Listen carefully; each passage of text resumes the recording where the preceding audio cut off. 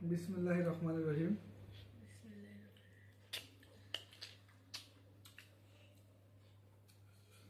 আজকে রাতের খাবার ডাল ঘাটি, আলু ভর্তা এবং মাছ ভর্তা। বা তুমি খাইছো?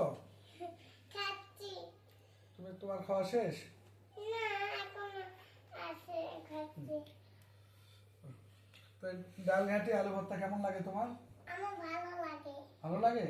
হ্যাঁ, আমারও তো খুব প্রিয় খাবার। আমি ওই যে ওটাও খাই। ওটা ভাজিও খাও? হ্যাঁ,